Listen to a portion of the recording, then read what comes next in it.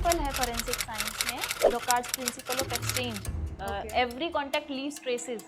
तो ये क्या करता है कि जो भी इंसान कुछ भी, कोई भी दो चीजें जब कांटेक्ट में आएंगी तो ट्रेसेस एक्सचेंज होंगे। क्लिक कर रहा है इन लिंक्स पे तो एक्सेस मिल जाता है उनको मोबाइल फोन का या सिस्टम का। इसमें हम कुछ कर ही नहीं पाएंगे ना। आपने खुद विलिंगली अपना ओटीपी किसी के साथ शेयर किया है, या इंडिया की जो मेजॉरिटी है जनता, उनके पास एंड्रॉइड फोन है। हाँ। तो जब ये एक्सेसिबिलिटी बढ़ गई है लोगों में तो लोग डिपेंडेंट हैं और केस तब ज़्यादा मिल रहे हैं, क्योंकि हम कभी भी डायरेक्ट एविडेंस पे काम नहीं करते हैं। तो हम वो पता लगा सकते हैं कि पर्टिकुलर जो पेन ड्राइव है वो कब कनेक्ट हुई थी, कितने टाइम तक कनेक्टेड थी और कब रिमूव हुई।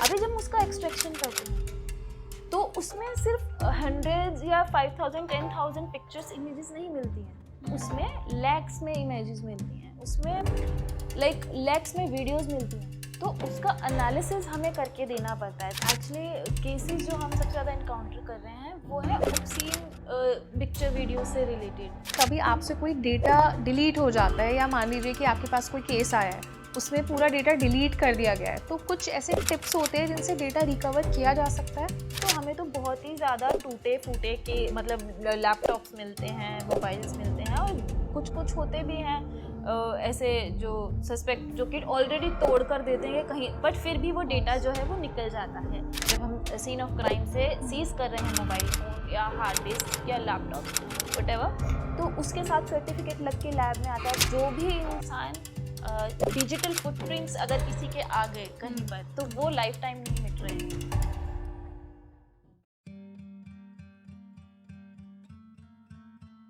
हेलो एवरीबॉडी, स्वागत है आपका हमारे लेटेस्ट पॉडकास्ट में।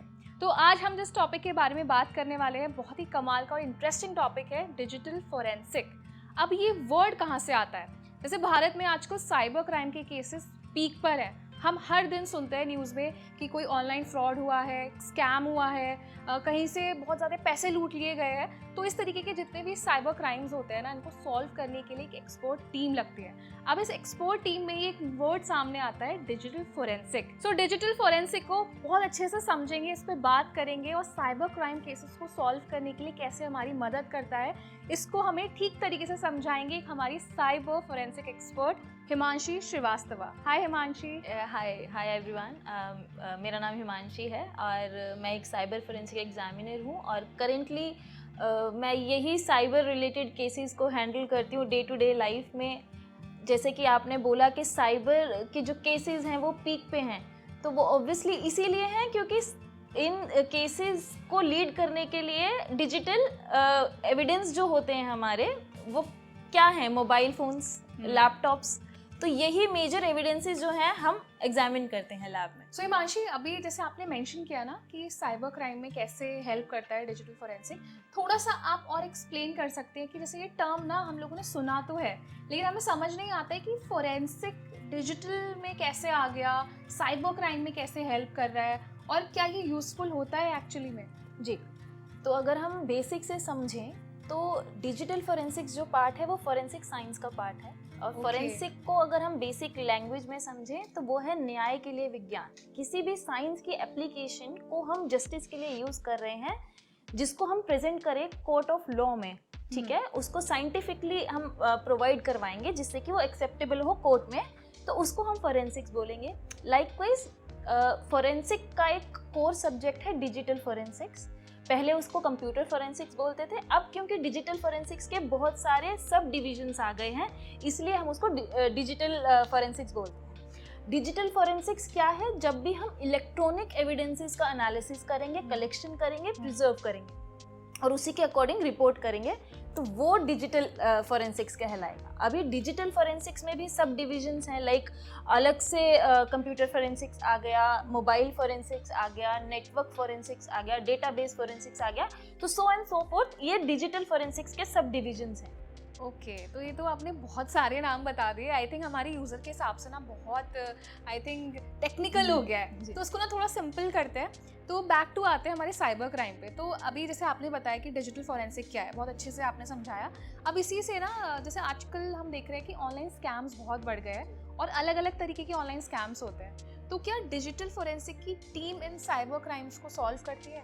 श्योर, देखिए जैसे कि अगर हम इनिशियल स्टेज पे अगर दोबारा जाएंगे तो साइबर सिक्योरिटी और डिजिटल फॉरेंसिक्स में बहुत डिफरेंस है। साइबर सिक्योरिटी क्या है, जो क्राइम से पहले का इन्वेस्टिगेशन, जो सिस्टम के वल्नरेबिलिटीज लाइक मॉलवेयर एनालिसिस पे बात कर रहा है। हमारी जो इंडिया में फॉरेंसिक लैब्स हैं, डिजिटल फॉरेंसिक लैब्स हैं गवर्नमेंट की, वो लाइव फॉरेंसिक्स पे काम नहीं करती, वो आफ्टरमैथ ऑफ द क्राइम पे काम कर रही है। ठीक है, अब जो भी आईओज इन्वेस्टिगेटिंग ऑफिसर्स जो होते हैं वो सीज करके एविडेंस, इलेक्ट्रॉनिक एविडेंस जो भी लेकर आ रहे हैं हमारे पास, हम उस चीज़ का एनालिसिस कर रिपोर्ट प्रिपेयर करते हैं। सो जो साइबर क्राइम हो रहे हैं, फॉर इंस्टेंस किसी ने ट्रांजैक्शन, फ्रीक्वेंट ट्रांजैक्शन कर अपने मोबाइल का यूज़ किया है, या किसी ने फेक फर्म्स के जो है डेटा अपना लैपटॉप में स्टोर करके रखा है, तो वो जो एग्जिबिट्स या आर्टिफैक्ट्स हमें मिलेंगे उस पर्टिकुलर एविडेंस में से, तो वो हम प्रोवाइड करवाते हैं एज अ एविडेंस, डिलीटेड और present what ever it is. क्योंकि हमारी रिपोर्ट मैंडेटरी इसीलिए है कि आईओस को क्राइम सीन पे जो भी एविडेंस मिलता है वो डायरेक्टली प्रेजेंट नहीं कर सकते हैं। बीइंग एन एक्सपर्ट हमारी रिपोर्ट जाती है, वहाँ पर हम रिपोर्ट देंगे कि ये particular type of exhibit artefact present है मोबाइल में, हार्ड डिस्क में, या जो भी हमारे पास जो एग्जिबिट आया है वही हम प्रेजेंट करेंगे, तब जाकर वो कोर्ट ऑफ लॉ में एक्सेप्टेबल है। ओके, तो जैसे आपने मेंशन किया था कि किसी भी क्राइम सीन पे आप जाते हैं, इन्वेस्टिगेट करते हैं, तो कुछ इलेक्ट्रॉनिक डिवाइसेस यूज करते हैं, तो आप हमें बता सकते हैं कि किस तरीके के इलेक्ट्रॉनिक डिवाइसेस? जी बिल्कुल। पहली बात, क्राइम सीन पे जाने के लिए जो टीम होती है वो अलग होती है। होगी वो एक्सपर्ट फ्रॉम हमारे ही टीम से, बट लैब के एक्सपर्ट्स और क्राइम सीन पे जाने वाले एक्सपर्ट्स डिफरेंट होते हैं। क्राइम सीन टीम डिफरेंट है। सो वो लोग क्या करते हैं, जब लाइव कैप्चर करना और रैम कैप्चर करना है, जैसे कि सिस्टम जो है, जब जो हमारे एक्सपर्ट्स हैं क्राइम सीन पे पहुंचते हैं और जो सिस्टम है वो ऑन है, तो उस केस में क्या होता है, हमें रैप कैप्चर करनी पड़ती है। मतलब वो डायरेक्ट सीज होके लैब तक का हम वेट नहीं कर रहे हैं। तो उस चीज़ के लिए हम इमेजिंग टेक्निक्स यूज़ करते हैं, उस डेटा को इमेज करते हैं। That means bit by bit copy हम बनाते हैं उस डेटा की, और उस कॉपी को हम लैब भेजते हैं। क्यों भेजते हैं, हम इमेजिंग क्यों कर रहे हैं? क्योंकि हम कभी भी डायरेक्ट एविडेंस पे काम नहीं करते हैं। हम, क्योंकि टेम्परिंग हो सकते हैं, टेम्परिंग के चांसेस हैं। हम डायरेक्ट, अगर कोई भी एग्जिबिट है हमारा, मैं उस पर ही डायरेक्ट अपनी एनालिसिस कर दूंगी, तो उसमें हैश वैल्यूज चेंज हो जाती हैं, उसमें एक्सेस डेट चेंज हो जाएगी। तो बहुत सारे टेम्परिंग के केसेस, मतलब ऐसे हो सकते हैं, चांसेस होते हैं। तो हम उसकी इमेजिंग करते हैं। FTK इमेजर होता है। इमेजिंग बहुत सारे जो हमारे टूल्स हैं, टेबल्यू है, उससे भी इमेजिंग हो सकती है। सो हिमांशी, आप एक साइबर फोरेंसिक एग्जामिनर हैं, तो ऑफ कोर्स आपके पास डे टू डे बेसिस में बहुत सारे साइबर क्राइम केसेस आते होंगे, तो आप किसी इंटरेस्टिंग केस के बारे में बता सकती हैं जो आपने सॉल्व किया हो? या श्योर, एक्चुअली एक केस था, एक कंपनी में एक एम्प्लॉय जो है, उनकी पर्सनल जो डेटा है वो लीक कर रहा था। तो अब हमें उस एक्यूज्ड के, मतलब कुछ थे 3-4 एक्यूज्ड, हमने जो आईओज होंगे उन्होंने सीज किए एविडेंसेस। तो उसमें से एक पेन ड्राइव थी। तो उस पेन ड्राइव का जो एक्सेस टाइम होता है ना, कि वो जब पीसी पे कनेक्ट होता है, तो हम वो पता लगा सकते हैं कि पर्टिकुलर जो पेन ड्राइव है वो कब कनेक्ट हुई थी, कितने टाइम तक कनेक्टेड थी और कब रिमूव हुई है। तो हमने एक पीसी था जो कि उस ऑर्गेनाइजेशन में ही था, तो उस पर्टिकुलर ऑर्गेनाइजेशन के पीसी को सीज किया गया, और उसका और जो पेन ड्राइव थी उसका नेम एंड ऑल सब कुछ, वो तो हमारे पास है ही डेटा। तो हमने उस जब गो थ्रू किया, तो वो पर्टिकुलर बंदे का, वो अपना पीसी यूज नहीं कर रहा था उस चीज़ के लिए, डेटा लीक करने के लिए, वो ऑर्गेनाइजेशन के किसी पीसी को यूज करता था। तो उस चीज़ को, उस पीसी से क्योंकि डेटा शेयर हो रहा था, उसको सीज किया, और उसके घर से जो पेन ड्राइव मिली थी उसको हमने लॉग्स जो है वो गो थ्रू किए, तो पता चला कि ऑब्वियसली ये ही है मेन प्राइम जो है सस्पेक्ट। तो ये है बहुत, ये मैं आपको बता बहुत इजीली रही हूँ, बट ये बहुत ज़्यादा हेक्टिक है तो चीज़। सुनने में ही लगता है इंटरेस्टिंग, लेकिन जो पूरी टीम लगती है पीछे, उनका एफर्ट बहुत ज़्यादा होता है। और मैंने ये भी देखा है कि ना, बहुत तरीके के ऐसे साइबर फ्रॉड्स किए जाते हैं जो बहुत सालों तक सॉल्व ही नहीं हो पाते।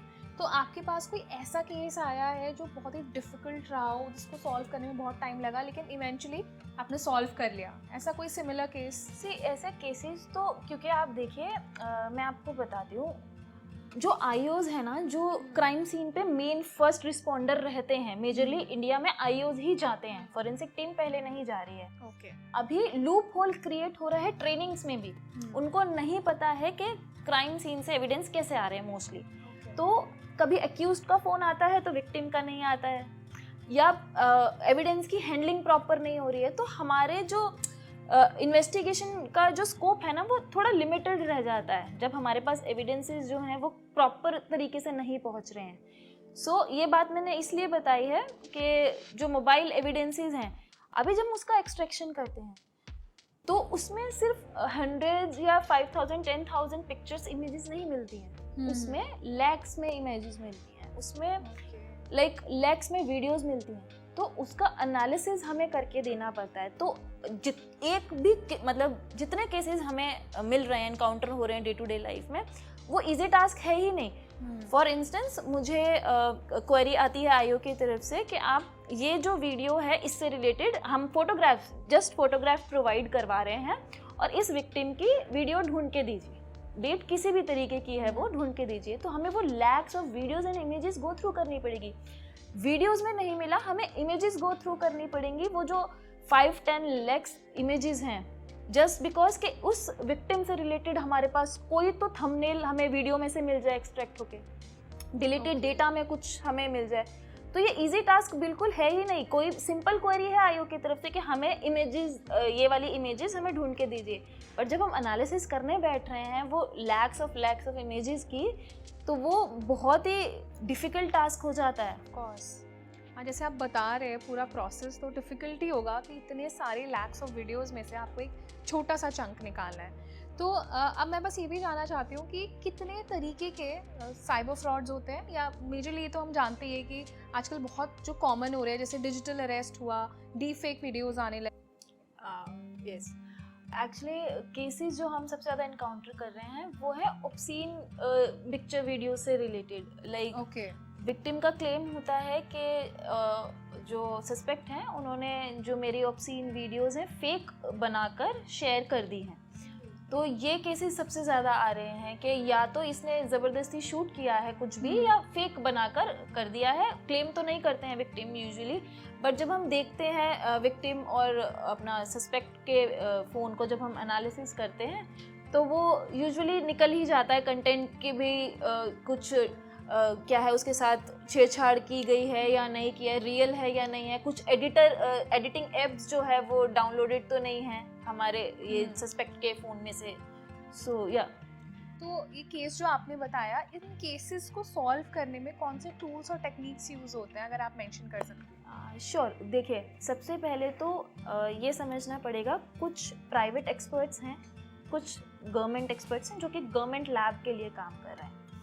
अभी जब प्राइवेट एक्सपर्ट जो होते हैं उनके ऊपर कुछ ऐसा नहीं है कि वो किसी पर्टिकुलर सेट ऑफ टूल्स को ही यूज़ करेंगे, वो ओपन सोर्स टूल भी यूज़ कर सकते हैं। As you all know, open source होते हैं जो कि जनरल पब्लिक के लिए भी अवेलेबल होते हैं, जो कि कोई भी यूज़ कर सकता है डाउनलोड करके। अभी हम जो गवर्नमेंट जो ऑफिशियल्स होते हैं जो कि गवर्नमेंट लैब में काम कर रहे हैं, वो प्रोप्राइटरी टूल्स ही यूज़ करते हैं जो कि पेड होते हैं, जो रिलायबल होते हैं, जिनको कोर्ट ऑफ लॉ में एक्सेप्टेंस मिली होती है। क्योंकि हमें अपनी रिपोर्ट में मेंशन करना होता है कि हमने पर्टिकुलर सेट ऑफ टूल्स से ही एक्सट्रैक्शन किया है और इसी के बेसिस पे हमारे जो है रिपोर्ट बनी हुई है, तभी वो एक्सेप्ट होगी। तो जो टूल्स जो पेड हैं करेंटली एफएसएल में जो यूज़ हो रहे हैं वो है यूफेड, सेलिब्राइट का यूफेड, और XRY एमसेब का है, और ऑक्सीजन फोरेंसिक्स है फॉर मोबाइल फोरेंसिक्स। जब हम डिस्क फोरेंसिक की बात करते हैं तो हमारे पास मैग्नेट है, एनकेस है। ओके, इंटरेस्टिंग लग रहा है सुनने में काफ़ी। अब इसी बीच हमें ये भी बताइए कि जैसे डिजिटल फोरेंसिक जो वर्ड है, तो इसमें मतलब लोग ना ये भी क्यूरियस होते हैं कि कितने लोग होते हैं, मतलब एक नंबर होता है ना कि क्या सिंगल हैंडेडली भी कोई डिजिटल फोरेंसिक एग्जामिनर एक केस को सॉल्व कर सकता है? Definitely not. एक्चुअली ये जो काम है अभी रिपोर्ट कोई करता है, एनालिसिस कोई करता है, फाइनल एग्जामिनेशन कोई और करेगा, प्लस रिपोर्ट बनने के बाद भी 2 बार चेक होता है, प्लस अगर रिपोर्ट जो है वो नील जा रही है तो एनालिसिस ट्रिपल टाइम्स होता है कि भाई जस्ट इन केस हम कोई चांस तो नहीं ले रहे हैं। मुझसे मांगी गई है एक केस में पर्टिकुलर कोई वीडियो या पिक्चर, अगर मेरे जो असिस्टेंट है जिन्होंने एनालिसिस की है उसको नहीं मिली तो ये नेगेटिव रिपोर्ट जाएगी। तो ये नेगेटिव रिपोर्ट जाने के लिए कम से कम 3 से 4 बार हमें श्योर होना पड़ेगा। मतलब आप समझ रहे हो? तो वो और डिफिकल्ट टास्क है अपने आप में ही। जो मैं आपको बता रही हूँ, नंबर्स बता रही हूँ, लैक्स में है, तो वही 3-4 लाख को अगर हम बार बार बिल्कुल डबल श्योर होने के लिए चेक कर रहे हैं तो ऑब्वियसली ये किसी एक इंसान का काम नहीं है। एग्जैक्टली, मतलब बहुत सारे लोग का एफर्ट्स लगता है इन केसेस को सॉल्व करने। जी। अगर इसी केस में कभी आपसे कोई डेटा डिलीट हो जाता है, या मान लीजिए कि आपके पास कोई केस आया है उसमें पूरा डेटा डिलीट कर दिया गया है, तो कुछ ऐसे टिप्स होते हैं जिनसे डेटा रिकवर किया जा सकता है? जी, हम एज अ एग्जामिनर तो हमें तो बहुत ही ज़्यादा टूटे फूटे के मतलब लैपटॉप्स मिलते हैं, मोबाइल्स मिलते हैं, और कुछ होते भी हैं ऐसे जो सस्पेक्ट जो कि ऑलरेडी तोड़ कर देते हैं कहीं, बट फिर भी वो डेटा जो है वो निकल जाता है। हम 2 तरीके से एक्सट्रैक्शन कर रहे हैं। एक्सट्रैक्शन में क्या होता है, लॉजिकल और फिजिकल होता है। ये बहुत ही ज़्यादा टेक्निकल है। लॉजिकल में क्या होता है, वो प्रेजेंट डेटा निकाल के देता है, प्रेजेंट जो कि लाइव डेटा आपके फ़ोन में प्रेजेंट है। जब हम फिजिकल एक्सट्रैक्शन कर रहे हैं तो वो डिलीटेड प्लस लाइव निकाल के देता है। तो ये 2 तरीके से एक्सट्रैक्शन हो रहा है, और सभी टूल्स जो हैं वो मोस्टली डिवाइस के अकॉर्डिंग हमें ये ऑप्शंस देते हैं। तो आपने अभी डेटा एक्सट्रैक्शन तो बहुत अच्छे से बताया। अब ये डेटा एक्सट्रैक्ट करने में या किसी भी ऑनलाइन क्राइम को सॉल्व करने में कुछ चैलेंजेस आते होंगे, तो ये चैलेंजेस क्या हैं आपके? जी, जैसे कि मैंने पहले भी बताया था कि लूप होल क्रिएट हो रहा है आईओज और एक्सपर्ट्स के बीच में, क्योंकि प्रॉपर ट्रेनिंग नहीं दी जा रही है उनको कि क्राइम सीन पे कैसे सीज करके, और क्या पर्टिकुलर एग्जिबिट हैं जो सीज होकर लैब तक आने चाहिए और किस तरीके से आने चाहिए। तो उनकी भी कोई गलती नहीं है, क्योंकि उन्होंने वो चीज़ें डील नहीं की है। क्योंकि आईओस का क्या रहता है, कभी किसी डिपार्टमेंट में, कभी किसी आईओ ने पहली बार ही ऐसी चीज़ें इनकाउंटर की हैं अपनी लाइफ में, तो उसको नहीं पता है कि वे डिजिटल एविडेंस अलग तरीके से सीज होते हैं। जब हमें बायोलॉजिकल एविडेंस मिल रहे हैं तो वो अलग तरीके से सीज होता है। तो डिजिटल एविडेंस उसको नहीं पता है चेन ऑफ कस्टडी कैसे मेंटेन होती है, या सर्टिफिकेट होता है एक 63(4)(c) का, जो कि वहाँ से आना ही चाहिए। जब हम सीन ऑफ क्राइम से सीज कर रहे हैं मोबाइल फ़ोन या हार्ड डिस्क या लैपटॉप्स व्हाटएवर, तो उसके साथ सर्टिफिकेट लग के लैब में आता है, वो नहीं होते। जब लैब में ये चीज़ें प्रॉपर डॉक्यूमेंटेशन नहीं होता है तो हम केस एक्सेप्ट ही नहीं कर सकते। ओके, तो वहाँ से वो चीज़ वापस चली जाती है। प्लस जैसे कि क्वेरी स्पेसिफिक नहीं होती है। कभी आईओज हमें मेंशन कर देते हैं फाइल में कि व्हाट्सएप का डेटा चाहिए, व्हाट्सएप की पिक्चर्स, वीडियोस, ऑडियोज चाहिए, और फिर नीचे लिख देंगे फ़ोन का संपूर्ण डेटा चाहिए। अभी अगर हमें वो क्वेरी स्पेसिफिक चीज़ें मिल जाएं तो वो हमारे लिए भी सॉर्टेड रहेगी, क्योंकि हमारे पास ये ऑप्शन होता है कि हमें मोबाइल में से सिर्फ व्हाट्सएप का डेटा चाहिए, फेसबुक का चाहिए, या सो एंड सो फॉर्थ, जिस भी पर्टिकुलर एप्लीकेशन का डेटा चाहिए। जब हम संपूर्ण डेटा की बात कर देते हैं एक फ़ोन में से, तो वो एक मतलब लाइक हेक्टिक टास्क हो जाता है अपने आप। एनालिसिस भी करनी है उसकी, तो वो चैलेंजेस हैं। प्लस लोग जो हैं वो पासवर्ड नहीं बताते हैं अपना, तो हम क्रैक कर लेते हैं वो, बट वो थोड़ा ज़्यादा टाइम कंज्यूमिंग हो जाता है कि वो पासवर्ड क्रैक बाईपास करने के लिए वो 1-2 दिन जो है वो लग जाते हैं उसमें। तो जैसे आपने बड़े अच्छे से बताया है कि ऑफ कोर्स डिफिकल्ट तो होता है और बहुत चैलेंजिंग होता है, बट फिर भी आप लोग ऐसे केसेस सॉल्व कर लेते हैं। सो हिमांशी, इसके साथ ये बताइए कि इंडिया में ना इस टाइम डिजिटल का यूसेज बहुत बढ़ा है, और डिजिटल के यूसेज के साथ साथ ना साइबर फ्रॉड्स भी बढ़ रहे हैं। तो साइबर क्राइम को लेकर आपका क्या ओपिनियन है, कि आपको लगता है कि आने वाले टाइम में ये और ज़्यादा ग्रो करेंगे?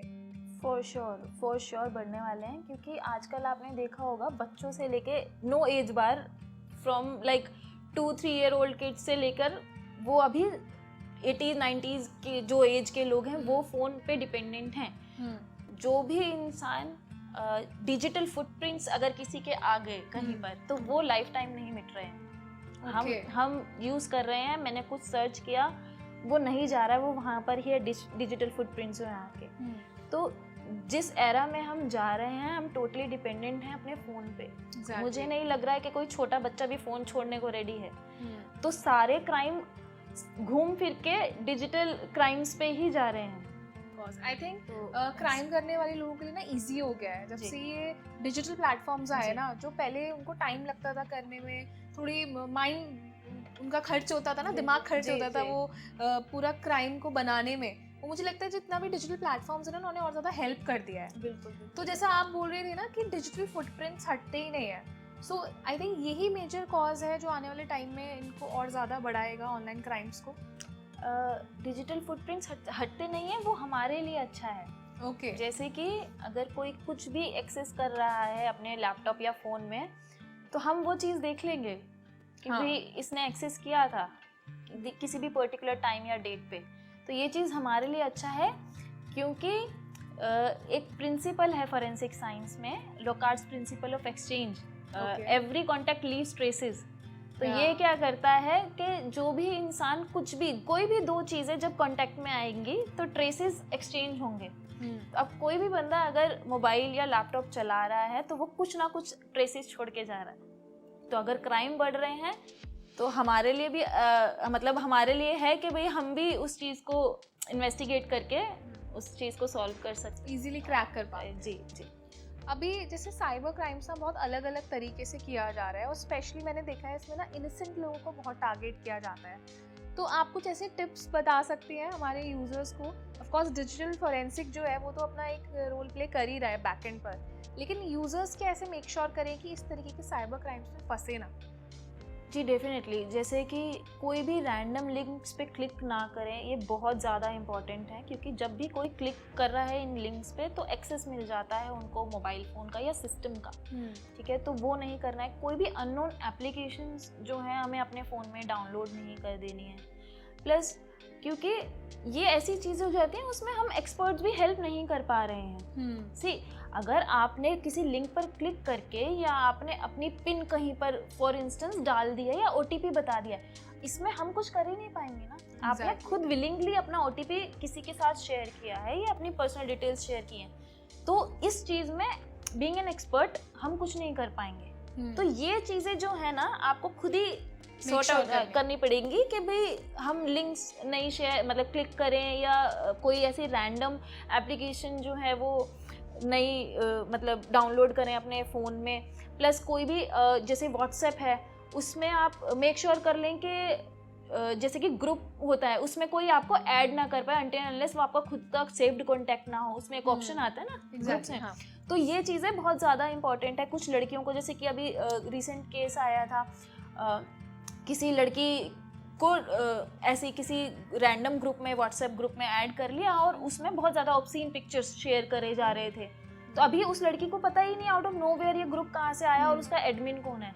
तो ये छोटी छोटी चीज़ें हैं, जैसे कि व्हाट्सएप ने खुद दे रखी है ये सेटिंग्स, तो ये आपको मेक श्योर करना चाहिए कि भाई वो इनेबल ना हो।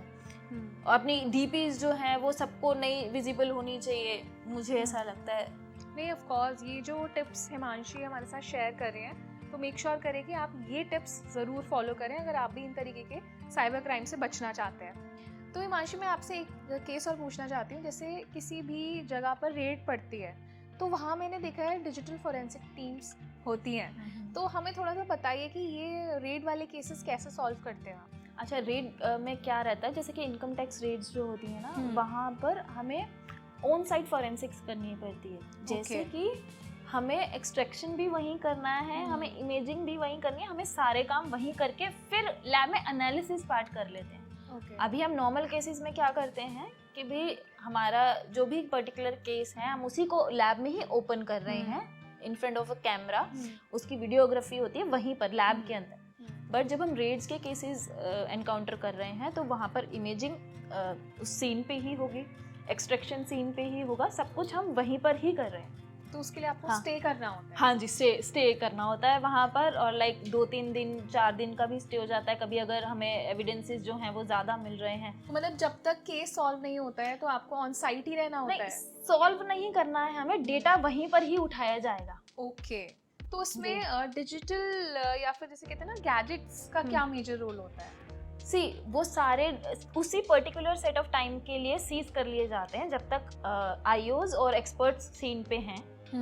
उसको सीज करके उसका एक्सट्रैक्शन करके हम लैब लेकर जाते हैं। फिर एनालिसिस हो रहा है, फिर उसके अकॉर्डिंग जो भी है मतलब रिजल्ट दिए जाते हैं। हिमांशी, जैसे साइबर क्राइम तो काफ़ी सालों से हो रहा है, तो डिजिटल फॉरेंसिक का इस्तेमाल तो पहले भी किया जाता होगा और अभी भी केसेस सॉल्व करने में डिजिटल फॉरेंसिक यूज़ हो रहा है, लेकिन पहले वाले में और आज के डिजिटल फॉरेंसिक में क्या क्या डिफरेंस है? वैसे मैं इस क्वेश्चन के लिए सुटेबल हूँ नहीं, क्योंकि मैं इतनी पुरानी नहीं हूँ बट मैं आपको लाइक तो अर्ली 2000 की जब हम बात करते हैं तब तो एंड्रॉयड फ़ोन्स होते ही नहीं थे। तो अभी जब लाइक आफ्टर 2010 है, उसके बाद ही एंड्रॉयड फ़ोन का जो यूसेज है वो पिक किया है, उसके ऊपर डिपेंडेंट है लोग। और 2015-16 के बाद आप देखेंगे कि नंबर्स जो है वो तब ज़्यादा बढ़ गए हैं। तभी के बाद से एक इंडिया की जो मेजॉरिटी है जनता, उनके पास एंड्रॉयड फ़ोन है। हाँ, तो जब ये एक्सेसिबिलिटी बढ़ गई है लोगों में, तो लोग डिपेंडेंट हैं और केस तब ज़्यादा मिल रहे हैं। पहले के टाइम में ये हो सकता है कि टूल्स नहीं थे इंडिया में इतने, तो इतना डिपेंडेंट, मतलब जो फोरेंसिक एंगल हम देखें तो एक्सट्रैक्शन में प्रॉब्लम होती होगी, जहाँ तक मुझे लगता है कि क्योंकि टूल्स इतने बहुत ज़्यादा कॉस्टली अभी भी क्रोर्स में है। अगर हम किसी भी पर्टिकुलर एक टूल की बात करें तो वो क्रोर्स में ही है उसका अमाउंट। तो पहले मुझे ऐसा लगता है कि जैसे कि अभी अगर हमारे पास एक damaged, physically damaged mobile phone आ जाए, हमें टेक्निक्स पता है, हमारे पास एक्सपर्ट्स हैं, हमारे पास टूल्स भी हैं। आज से अगर हम 10 साल पहले की भी बात करें, मुझे नहीं लगता है कि इतने एक्सपर्ट्स और इतने टूल्स की अवेलेबिलिटी होती होगी। ओके, मतलब आप ये बोल रहे हैं कि पहले अगर कोई डैमेज प्रोडक्ट आता था तो उससे डेटा एक्सट्रैक्ट नहीं हो पाता था, लेकिन अभी ऐसे टूल्स हैं, बट टूल्स काफ़ी ज़्यादा एक्सपेंसिव हैं। हाँ जी, तो लैब्स में है, गवर्नमेंट लैब्स में वो टूल्स अवेलेबल है जी। तो ये ना, मैं अभी डैमेज वाले पे थोड़ा और जानना चाहती हूँ। जैसे आप बोल रहे हैं कि डैमेज फ़ोन आता है और उसमें से आप डेटा निकालते हैं, आपने पहले भी एक मेंशन किया था, तो ये पूरा प्रोसेस आप बता सकते हैं कि कैसे कैसे रहता है? श्योर, मैं पूरा तो एक्सप्लेन नहीं कर सकती हूँ, बट फॉर श्योर जैसे कि डैमेज्ड फ़ोन जो होते हैं वो कम्प्लीटली डैमेज नहीं हो पाते। बी इट अगर उसको कोई फिजिकली किसी ऐसे लाइक हैमर से उसको तोड़ने की कोशिश करें या फ्लश आउट करें, ऐसा नहीं होता है। हम डेटा एक्सट्रैक्ट कर ही लेते हैं एनी हाउ। अगर उस कंडीशन में हमें फ़ोन, मतलब फ़ोन अगर आ गया हमारे पास, चाहे वो टूटा फूटा ही आया है, हम डेटा उसमें से निकाल लें। थैंक यू हिमांशी, आपने बहुत ही अच्छे से बताया सब कुछ कि डिजिटल फॉरेंसिक क्या है, कितने तरीके के डिजिटल फॉरेंसिक्स होते हैं और कैसे कैसे आप लोग केस सॉल्व करते हैं, क्या चैलेंजेस आते हैं जो एक्सपर्ट्स होते हैं कि वो इतने टाइम तक रहते, जैसे कोई ऑन साइट केस है तो वहाँ पे आपको रहना पड़ता है, या फिर लाखों वीडियो में से एक छोटा सा मोमेंट कैप्चर करना होता है, तो ऑफ कोर्स लेकिन उसके इतनी मेहनत करने के बाद भी वो केसेस सॉल्व हो जाते हैं। तो thank you for the wonderful session. और मैं मानती हूँ कि हमारी यूज़र्स को भी अच्छे से समझ आ गया होगा कि आजकल जो साइबर क्राइम बढ़ रहा है उसको सॉल्व किया जा रहा है डिजिटल फॉरेंसिक की मदद से। तो एक बहुत हार्ड वर्क लग रहा है उसके पीछे। तो जैसे जो हिमांशु ने टिप्स शेयर किए थे, वो टिप्स आप ज़रूर फॉलो करें ताकि उनके लिए भी ईजी हो जाए, कि उनके पास बहुत हार्ड केसेस ना आए जिनको सॉल्व करने में इतनी प्रॉब्लम हो। ऑफ कोर्स अपनी खुद की प्रोटेक्शन के लिए भी आप ये टिप्स ज़रूर फॉलो करें कि कोई भी अनऑफिशियल ऐप डाउनलोड ना करें, किसी लिंक पर क्लिक ना करें, एंड मेक श्योर कि अपना OTP किसी के साथ शेयर ना करें। तो ये तो हमारा डिजिटल फॉरेंसिक का सेशन था। इसके साथ साथ हम और भी interesting sessions specially cyber crime से रिलेटेड लाते रहेंगे आपके लिए। और इससे अलग हमने अपने चैनल पे डिजिटल अरेस्ट और AI को लेकर एक सेपरेटेड पॉडकास्ट लाइव किया है, तो उन पॉडकास्ट को आप ज़रूर स्ट्रीम करिएगा। साथ ही में अगर इस तरीके की कोई और क्वेरी है आपके पास, आप साइबर क्राइम से रिलेटेड किसी स्कैम के बारे में ज़्यादा डिटेल में जानना चाहते हैं, आपको कोई हेल्प चाहिए, तो उसके बारे में भी आप हमें कमेंट सेक्शन में बता सकते हैं। तो अभी तक के लिए अगर आपको हमारे सेशन बहुत यूज़फुल लगा, इंटरेस्टिंग लगा है, तो उसे लाइक ज़रूर करें और जाते जाते हमारे चैनल को सब्सक्राइब भी करें।